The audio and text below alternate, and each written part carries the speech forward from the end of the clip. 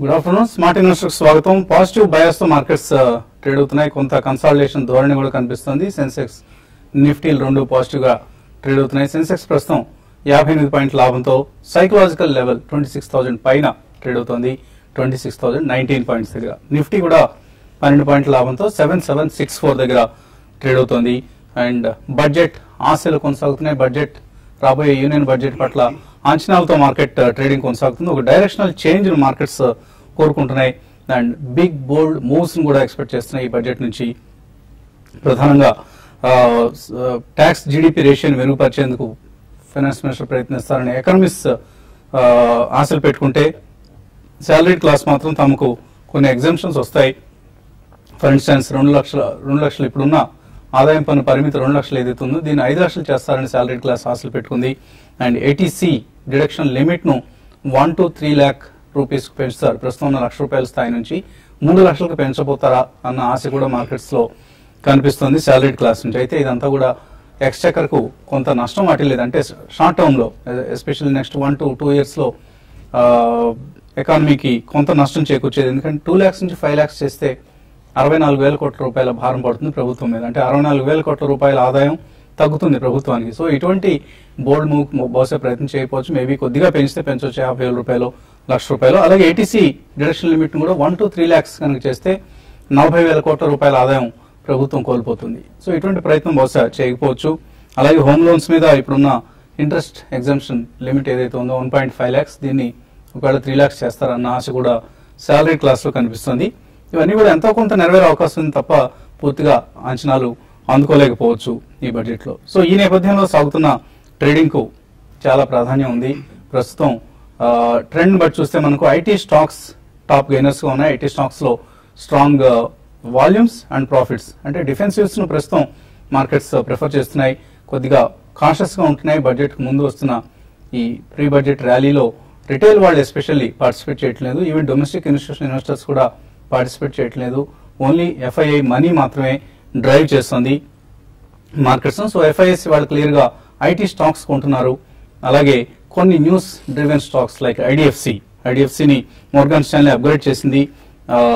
దీంతో ఈ స్టాక్ మనకు 5% పెరిగి ట్రేడ్ అవుతుంది. ప్రస్తుతం ₹143 దగ్గర. అండ్ స్టాక్ స్పెసిఫిక్ యాక్షన్ మనం గమనిస్తే సెక్టర్ వైజ్ చూస్తే పిఎస్యూ స్టాక్స్ నెక్స్ట్ ఐటీ తర్వాత పిఎస్యూ స్టాక్స్ లో స్ట్రాంగ్ యాక్షన్ ఉంది.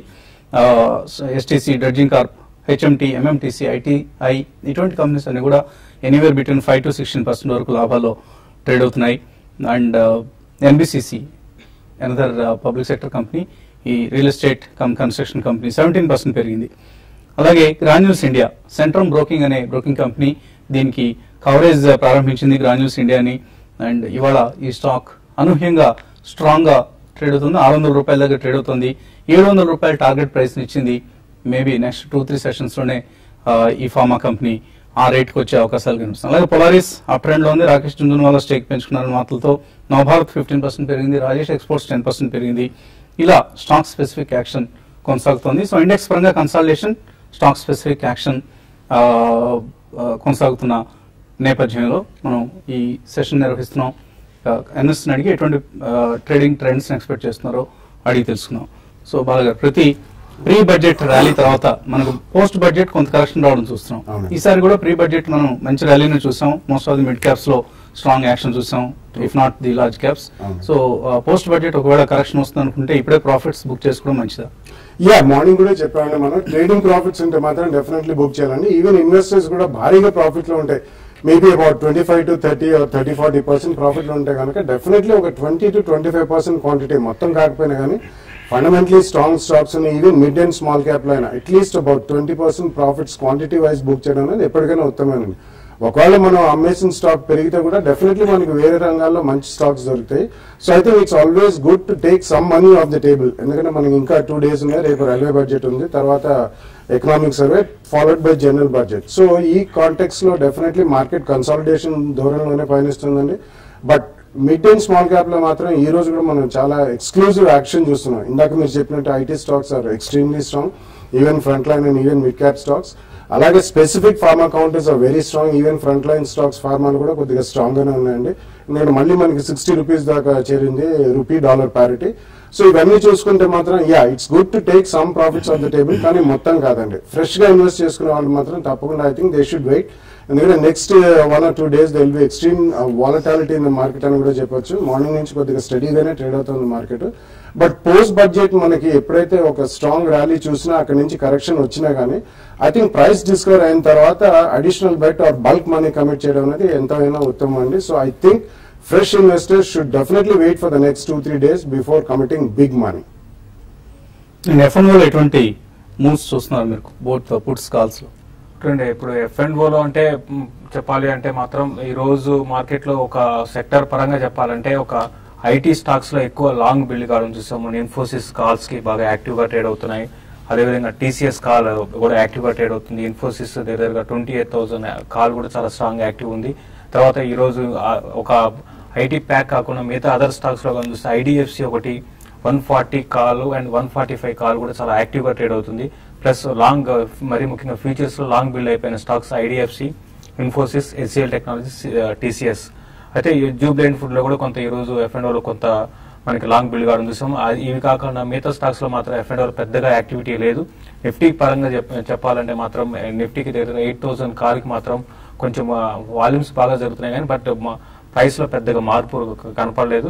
ఏదైనా కూడా మార్కెట్స్ పరంగా చెప్పాలంటే ఓవరాల్ గా ఈ రోజు ట్రెండ్ కానీ గమనిస్తే మార్కెట్ వెయిట్ అండ్ వాచ్ దూరంలో ఉండే అవకాశం నెక్స్ట్ 2-3 రోజులు అంటే బడ్జెట్ వరకు అదే విధంగా దూరంలో ఉండే అవకాశం ఉంది. పెద్దగా బిగ్ మూవ్ కానీ అదేవిధంగా డౌన్ సైడ్ కూడా పెద్దగా వచ్చే అవకాశం లేదు. కాబట్టి ట్రేడర్స్ ఏవైతే న్యూస్ బేస్డ్ స్టాక్స్ ఉంటాయో వాటిలో కంటిన్యూ చేయమంటాను. ప్లస్ ఈ రోజు ఇండెక్స్ పరంగా పక్కన పెడితే రైల్వే సెక్టర్ చెందిన స్టాక్స్ ఈ రోజు కూడా బాగా పెరగడం చూసాము. కాబట్టి వాటిని ఒకసారి ప్రాఫిట్ బుక్ చేసుకొని వెయిట్ చేయమంటాను. మళ్ళీ మా పోస్ట్ బడ్జెట్ తర్వాత కొంచెం కరెక్షన్ రైల్వే స్టాక్స్ లో రావడానికి అవకాశం ఉంది. రీసెంట్ గా చూస్తే సెక్టర్ పరంగా రైల్వే స్టాక్స్ చాలా ఎక్కువ రిటర్న్ ఇవ్వడం చూసాము. కాబట్టి అన్ని కూడా రైల్వేకి చెందిన స్టాక్స్ అన్ని కూడా రైల్వే బేస్డ్ ఇంజనీరింగ్ స్టాక్స్ అన్ని కూడా ఓవర్ బాట్ లో ఉన్నాయి. కాబట్టి వాటి ఒకసారి ప్రాఫిట్ బుక్ చేసుకోమంటారు. బట్ బ్యాంకింగ్ సెక్టర్ లో మాత్రం బాగా నెగిటివ్ గా ఈ రోజు చూసాము. బ్యాంక్ నిఫ్టీ దగ్గరకు 180 పాయింట్స్ దాకా డౌన్ ఉంది. కాబట్టి బ్యాంకింగ్ స్టాక్స్ లో చాలా అప్ ట్రెండ్ లో ఉన్న స్టాక్స్ ఏవైతే ఉన్నాయో వాటిలో కూడా ఒకసారి ప్రాఫిట్ బుక్ చేసుకొని పోస్ట్ బడ్జెట్ తర్వాత మళ్ళీ రీఎంటర్ కమని చెప్తాను. బ్యాంకింగ్ మాత్రం వీక్ ఉంటాయి. కాబట్టి బ్యాంకింగ్ అండ్ రైల్వే చెందిన స్టాక్స్ లో మాత్రం లాంగ్ ఉంటే అన్వైండ్ చేసుకోమంటాను. ఐటీ స్టాక్స్ లో మాత్రం లాంగ్ బిల్డ్ చేయమంటారు. దాంతోపాటు ఫార్మా స్టాక్స్ లో కూడా లాంగ్ పొజిషన్స్ కూడా బిల్డ్ చేసుకోమని చెప్తాను. కాలర్స్ లైన్ ఉన్నారు. ఫస్ట్ కాలర్ గుంటూరు నుంచి చందు. హలో హలో హలో అడగండి చందు. సార్ నాగార్జున ఫెర్టిలైజర్ ఉన్నాయి సార్, మా వాటి పొజిషన్ చెప్తారా? హలో నాగార్జున ఫెర్టిలైజర్స్ ట్రేడ్ కావట్లేదు కదా? Hello okay. Anyway Nagarjuna fertilisers ఏమైనా ఇన్ఫర్మేషన్ ఉందా లేటెస్ట్? అసలు కంపెనీ పనిచేస్తుందా? We don't know, and actually nobody knows about the status of the company. So అది గతంలో చాలా మంది రిజిస్టర్స్ కి రాశారు, కంపెనీని కూడా సంప్రదించారు, కానీ ఎటువంటి ఇన్ఫర్మేషన్ లేదండి. I think we have to just wait till the company gets relisted or gives it a buyback offer. So పెద్ద ఆయన కేవీకే రాజు గారు కడుపున చెడబుట్టిన రాజు గారు ప్రస్తుతం కంపెనీ నిర్వహిస్తున్నారు. ఏం చేయలేమండి, మనం ఇన్వెస్టర్లు అందరూ ఆరిపోయారు. ఆయన కంపెనీలు 2 కంపెనీలు ఆరిపోయారు. నాగార్జున ఫైనాన్స్ లో ఓ విధంగా అటు షేర్ హోల్డర్స్ ఇటు డిపాజిటర్స్ ఇద్దరు నష్టపోతే, నాగార్జున ఫెర్టిలైజర్స్ లో షేర్ హోల్డర్లను ఎత్తిన సెటకోపం పెట్టి వాళ్ళు మాత్రం శుభ్రంగా చక్కగా మంచి బెంచ్ కార్లు, BMWలు, ఆడీలు ఇటువంటి కార్లు అని వేసుకుని తిరుగుతూ ఉంటారు. ఇన్వెస్టర్లు మాత్రం రోడ్డు పాలు చేశారు. గణేష్ నిర్మల్ నుంచి తర్వాత caller. Hello Ganesh. Hello sir. అడగండి. నిర్మల్ గణేష్. అడగండి, ప్రశ్న అడగండి. టర్మైకో ప్లస్ మైండ్ నిర్మల్ నిర్మల్ చదువుతున్నారు కరెక్టే. ఏంటి మీరు అడిగే ప్రశ్న స్పష్టంగా అడగండి. టర్మరిక్ పరిస్థితి ఏంటి? మీరు మీ దగ్గర పొజిషన్ ఉందా? టర్మరిక్ కొన్నారా? టర్మైక్ అవునండి, పసుపు టర్మరిక్ మీరు కొన్నారా? ఏ రేట్ లో కొన్నారు? ఓకే, ఎనీవే టర్మరిక్ గురించి ఏమైనా చెప్పగలరా? లేదంటే మెటల్స్ ట్రాక్ చేస్తాను కానీ నాన్ బేస్ మెటల్స్ అయితే రేపు అడగండి ప్రశ్న. కొంచెం మీరు అడిగేటప్పుడు ఆ ప్రశ్న స్పష్టంగా అడిగితే దానికి మీరు సమాధానం చెప్పించే ప్రయత్నం చేస్తాం. రేపు మధ్యాహ్నం మనకు కమోడిటీ ఎక్స్పర్ట్ రమేష్ గారు అందుబాటులో ఉండే అవకాశం ఉంది. ఆయన వస్తే తప్పకుండా మీ ప్రశ్నకు సమాధానం ఇప్పించే ప్రయత్నం చేస్తాం. ఇన్వెస్టర్స్ నుంచి మరిన్ని కాల్స్ అలాగే మెయిల్స్ తీసుకోబోయే ముందు కాసేపు ప్రకటనలు.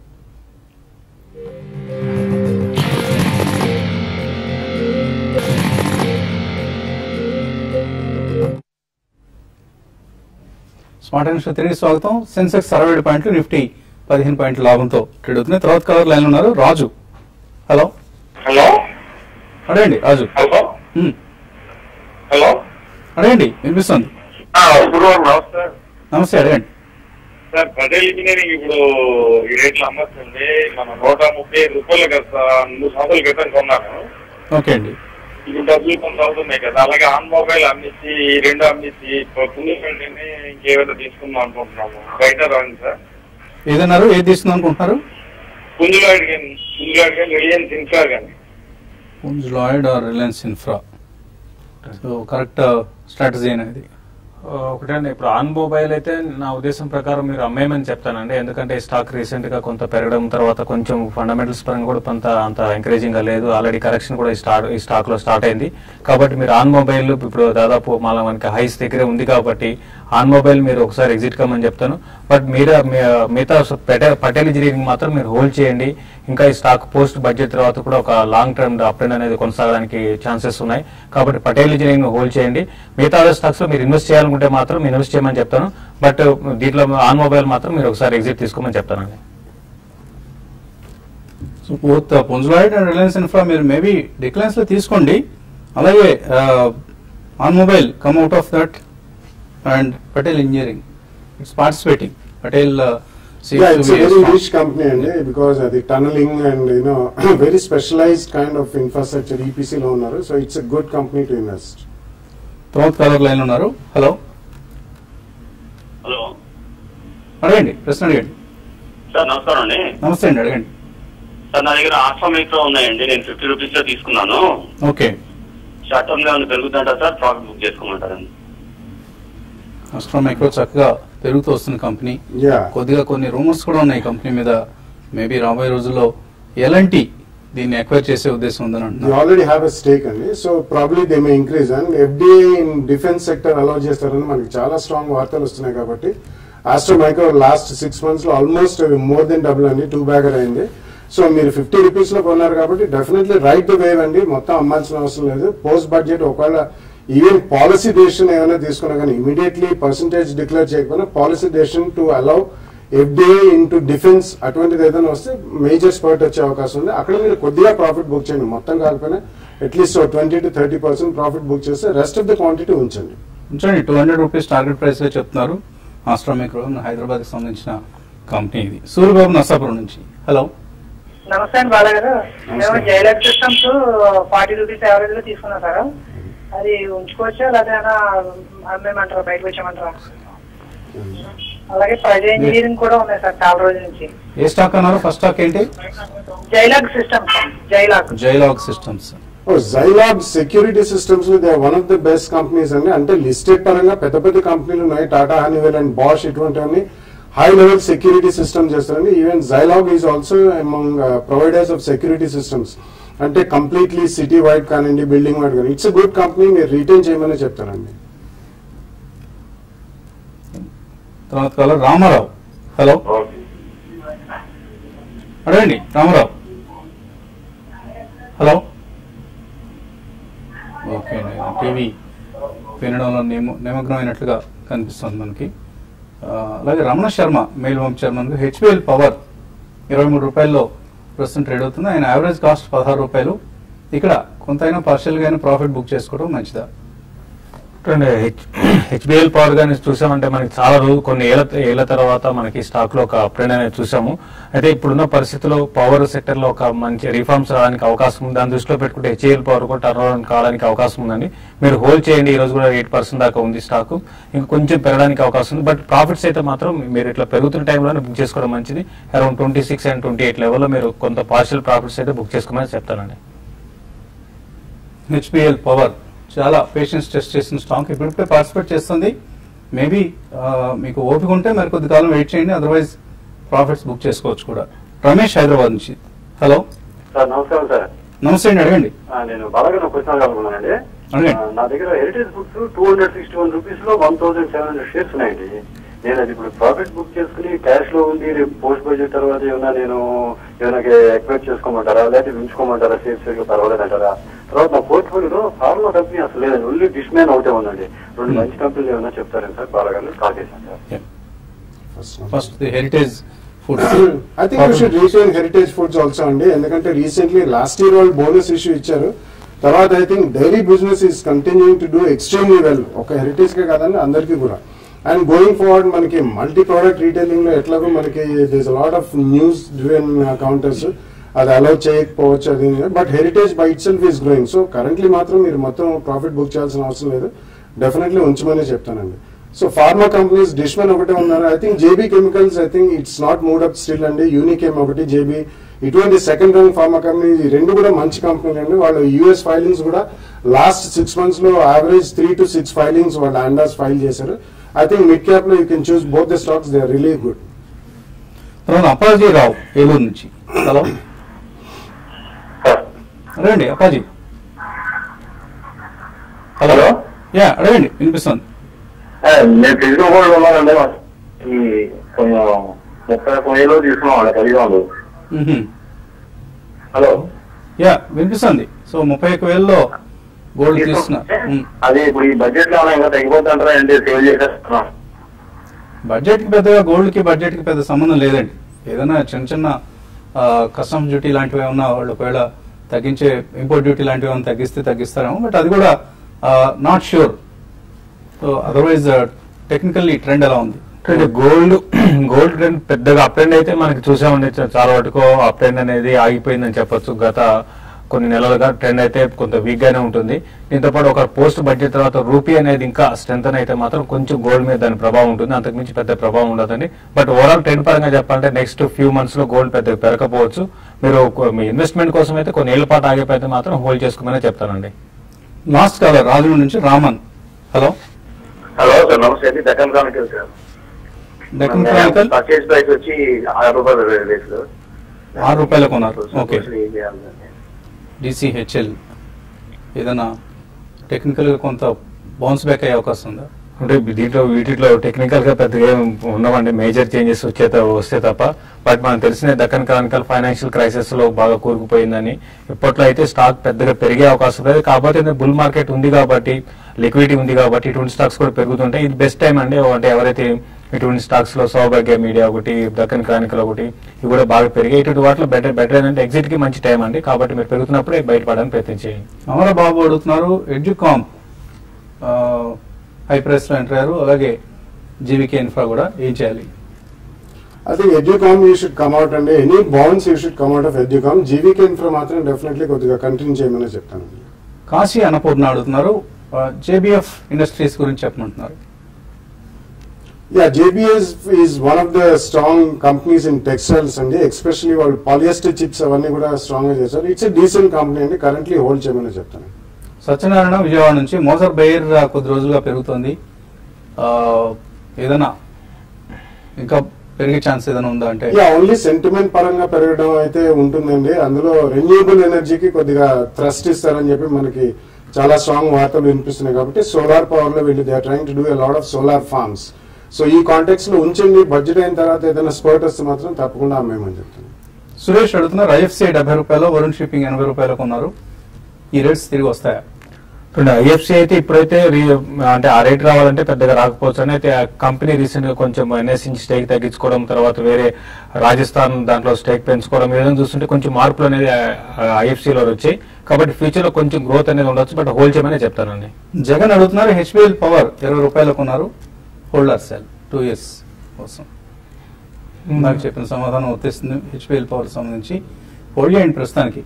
మల్లికార్జున అడుగుతున్నారు, క్రూడ్ ఆయిల్ గురించి అడుగుతున్నారు. లక్ష్మి BHEL 270లో కొన్నారు 1.5 months బ్యాక్,